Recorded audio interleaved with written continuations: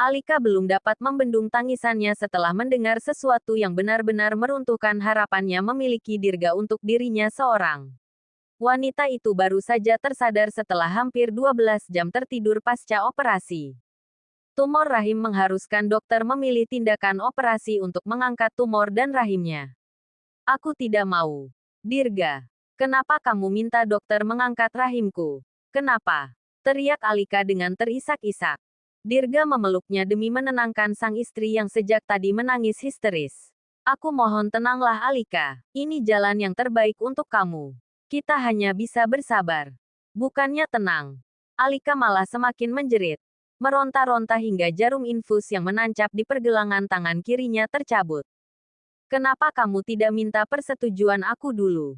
Setelah rahimku diangkat, aku tidak akan bisa punya anak lagi. Kamu pasti akan meninggalkan aku dan memilih istri simpanan kamu itu. Apalagi sekarang dia sedang hamil anak kamu. Ia memukul-mukul dada Dirga dengan sisa tenaga yang dimilikinya, seolah mengabaikan rasa sakit yang berpusat pada bekas sayatan di perutnya. Dirga mengeratkan pelukan, kemudian berbisik, "Itu tidak akan terjadi. Apapun kondisimu, aku tidak akan meninggalkanmu. Kamu bisa bilang begitu sekarang. Tapi lama-kelamaan kamu pasti akan meninggalkan aku demi Lula." Ia berapi-api meluapkan amarah dan kesedihannya dalam jeritan pilu. "Aku mohon jangan bicara seperti itu, Al." Alika mendorong dada Dirga, lalu menyibak selimut tipis yang membalut tubuhnya. Dengan terseok-seok keluar dari ruangan menuju balkon rumah sakit, Dirga pun segera menyusulnya. "Jangan Al!" teriak Dirga panik manakala di depan matanya sendiri Alika memanjat pagar besi pembatas balkon. "Jangan mendekat atau aku akan lompat ke bawah," ancamnya dengan teriakan keras sehingga membuat orang-orang terkejut dan segera menghampirinya. Alika pun membuat beberapa orang panik dengan aksi nekatnya. Ia berdiri di ujung balkon lantai 11 dan hanya berpegangan pada pagar pembatas. Terdengar teriakan ketakutan dari orang-orang baik yang berada di balkon lantai 11, maupun yang melihat dari bawah. Khawatir Alika benar-benar nekat melompat, Dirga pun maju beberapa langkah. "Al, aku mohon jangan seperti ini. Kita bisa bicara baik-baik. Yang kamu lakukan ini salah," bujuk Dirga. "Aku tidak peduli. Aku lebih baik mati daripada harus membagi suamiku dengan perempuan lain." Rasanya, seluruh tubuh Dirga meremang mendengar ucapan Alika. Ketakutan kian merasuk. Ia sadar Alika adalah seseorang yang kadang berbuat nekat saat keinginannya tidak terpenuhi. Suasana semakin panik. Beberapa staf rumah sakit telah berada di balkon. Salah satunya Dr. Alan. Di taman bawah sudah banyak orang yang menyaksikan aksi nekat Alika. Salah satu dari petugas keamanan mencoba mendekati. Namun wanita itu langsung berteriak meminta laki-laki itu berhenti di tempatnya. "Aku bilang jangan mendekat atau aku akan lompat.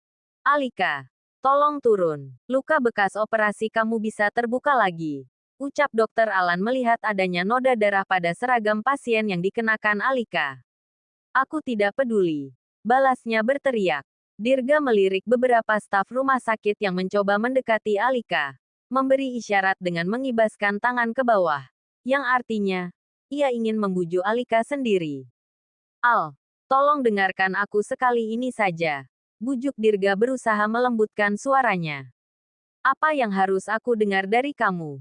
Bahwa kamu sudah mengkhianati aku dengan menikahi wanita lain," sindir Alika mencondongkan tubuhnya ke depan, sehingga membuat Dirga semakin dilanda perasaan takut. "Sekarang aku sudah tidak bisa punya anak, dan kamu akan meninggalkan aku." Mencoba menenangkan perasaannya, Dirga menarik napas dalam-dalam. Kakinya secara perlahan bergerak maju dengan penuh keraguan. Ia lalu menatap Alika dengan intens. "Aku mohon percaya sama aku, Al. Aku tidak akan pernah meninggalkan kamu. Aku perlu bukti itu." "Bukti apa lagi? Selama ini aku sudah memberi apapun yang kamu minta tanpa bertanya. Aku membebaskan kamu melakukan apapun sesuka kamu. Jadi tolong jangan melakukan tindakan seperti ini. Kalau kamu memang mencintai aku, kamu harus berjanji satu hal." Dirga terdiam beberapa saat. Ia sudah menebak dalam benaknya apa yang akan diminta oleh istrinya itu. Yang pasti sesuatu yang akan sulit dipenuhi oleh Dirga. Ia melirik Dokter Alan yang berdiri tak jauh darinya. Sang dokter hanya menganggukkan kepala sebagai jawaban. Lebih baik kamu iakan dulu. Nanti setelah ini baru bicarakan baik-baik lagi. Tak ingin Alika nekat. Dirga pun mengangguk setuju. Baiklah, aku berjanji. Apapun yang kamu minta akan aku penuhi. Alika menarik napas dalam sebelum berkata. Kamu harus janji tidak akan pernah meninggalkan aku dan kamu akan menceraikan Lula begitu anaknya lahir.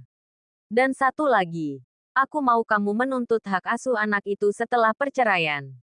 Dirga tersentak. Sebelum menikahi Lula, memang sempat terbesit keinginan untuk menceraikan wanita itu setelah kelahiran anaknya. Tetapi kini, entah mengapa ia merasa berat dan seolah memiliki ikatan yang begitu kuat dengan Lula. Iya kan? Kamu tidak bisa. Teriak Alika ketika melihat Dirga hanya diam. Ia melepas satu genggaman tangannya dari pagar pembatas balkon. Membuat beberapa orang berteriak ketakutan. Jangan Al, teriak Dirga dengan satu tarikan napas. Baiklah. Aku berjanji. Sekarang aku mohon. Kamu turun dari situ. Akhirnya, Dirga menyerah karena tak ingin Alika benar-benar mewujudkan ancamannya dengan melompat ke bawah. Ia maju mendekat dan mengulurkan tangannya. Alika pun jatuh ke pelukan Dirga dengan menangis terisak-isak. Semua orang yang berkerumun akhirnya bernapas lega. Tanpa Dirga sadari, Lula juga berada di antara kerumunan itu. Ia baru saja akan kembali ke kamarnya selepas menjalani pemeriksaan USG. Sus, tolong antar saya ke kamar. Pintanya dengan suara datar pada seorang perawat yang mendorong kursi roda. Baik, Bu. Sementara Alika menerbitkan senyum di balik isak tangisnya dalam pelukan Dirga. Sejak tadi ia menyadari keberadaan Lula di sana. Karena itulah ia ingin Lula mendengar semuanya. Hanya aku yang boleh memiliki Dirga. Kamu sudah merebut apa yang menjadi milikku. Jadi aku juga akan merebut apa yang paling berharga dari kamu. Setibanya di kamar, perawat membantu Lula berbaring di atas ranjang pasien, lalu menggantung kantung cairan infus di tiang. Ia memperhatikan wajah Lula yang mendadak pucat setelah melihat kejadian di balkon lantai 11 tadi. Suster, apa maksud pasien tadi? Dia teriak-teriak tidak bisa punya anak lagi. Oh, itu Bu Alika. Dia habis menjalani operasi pengangkatan tumor kemarin. Kasihan. Bu, rahimnya juga harus diangkat. Lula termenung. Ia baru tahu tentang Alika yang menjalani operasi. Karena setelah pingsan 3 hari lalu, ia belum mendengar kabar apapun tentangnya dan tak pula menanyakan saat Dirga datang ke kamarnya. Oh ya, Sus, kapan kira-kira saya boleh pulang? Tanyanya. Kalau untuk pulang harus konsultasi ke dokter dulu, Bu. Kalau memang keadaan ibu sudah lebih baik, dokter pasti akan mengizinkan pulang.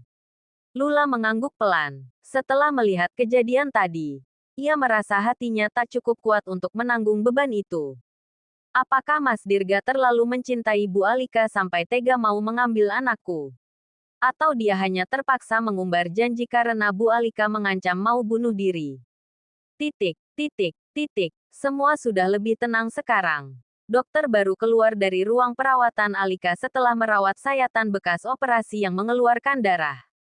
Dirga pun menghampiri Alika dan duduk di sisinya. Jangan pernah melakukan hal bodoh seperti tadi. Aku mohon, pinta Dirga. Aku tidak akan melakukannya selama kamu berjanji tidak meninggalkan aku. Tapi kalau kamu lebih memilih wanita murahan itu, maka lebih baik aku bunuh diri saja. Dirga memejamkan mata seraya menghela napas panjang. Lagi-lagi Alika melemparkan sebuah ancaman. Tetapi bukanlah ancaman itu yang membuatnya kesal. Entah untuk alasan apa. Hatinya merasa tak terima Alika menyebut Lula sebagai wanita murahan. Toh, pada kenyataannya Lula bukan wanita seperti itu.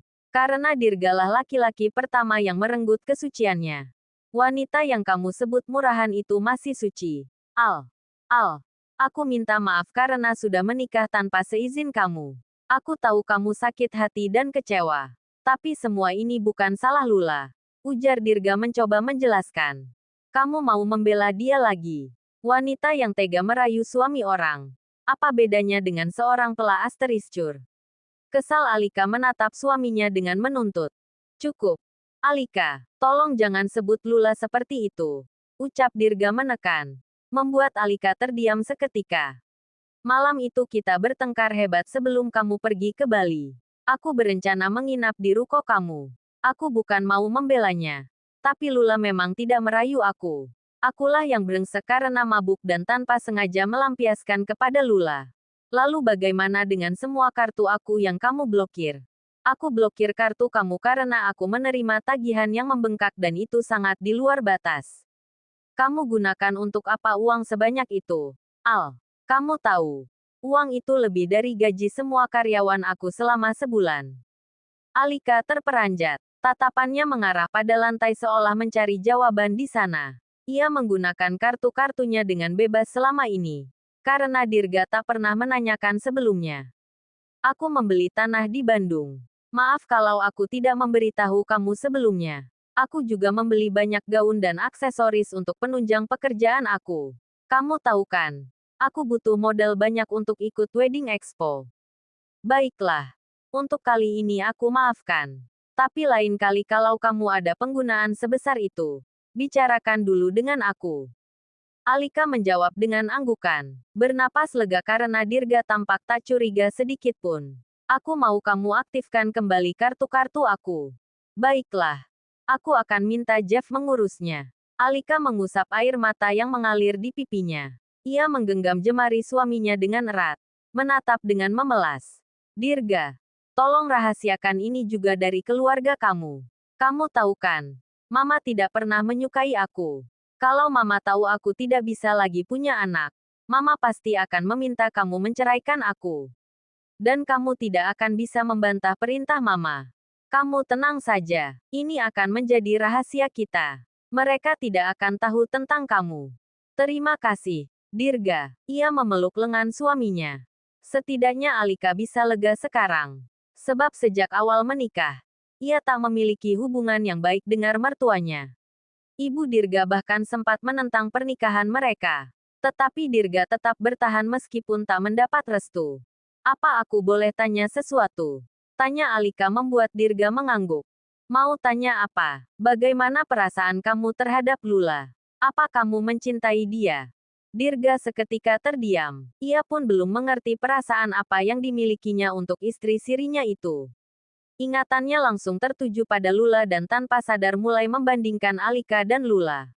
Alika penuh ambisi, mudah marah dan suka menuntut.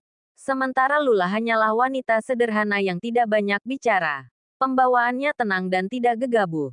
Dan entah mengapa berada di dekat Lula membuat perasaannya damai. Aku tidak tahu.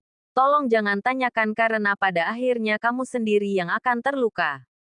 Alika tersentak setelah menyadari raut wajah suaminya. Tidak, aku tidak boleh membiarkan ini. Aku harus membuat Dirga membenci Lula sebelum semua terlambat. Ia kembali menggenggam erat jemari suaminya dan menatap penuh harap. Aku sangat mencintai kamu, Dirga. Aku tidak mau kehilangan kamu.